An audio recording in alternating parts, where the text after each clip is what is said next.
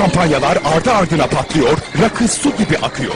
Görüntüler AK Parti Artvin İl Başkanlığı'na atanan, aynı zamanda partinin Türkiye'deki tek kadın il başkanı Dilek Alkan ve yeni yönetimin kutlama yemeğinde.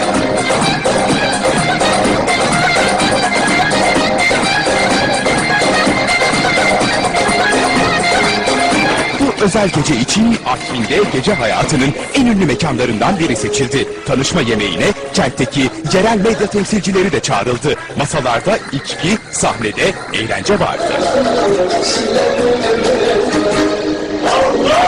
Kadın solist AK Parti protokolüyle yakından ilgilendi. Öyle ki davullu şovu bir adım ileriye götürdü ve alnında rakı bardağıyla AK Partililerin oturduğu masanın önünde dans etmeye başladı.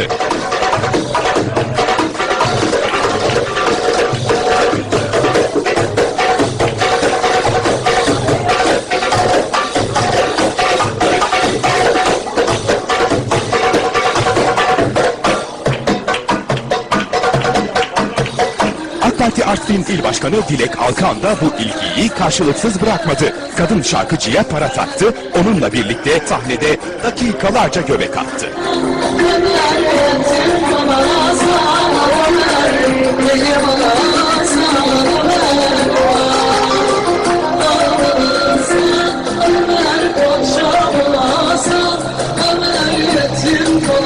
Diğer partililerse eğlenceye önlerinde kadeh, oturdukları yerden alkışlarla eşlik etti. İçki içmeyen bazı yöneticilerse kendi aralarında sohbet etmeyi yeğledi.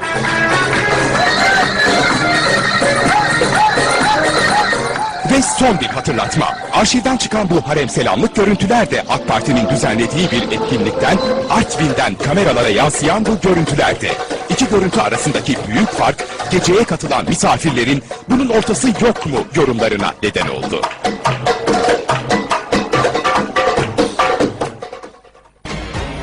En son haber.com. Tıklayın, haberiniz olsun.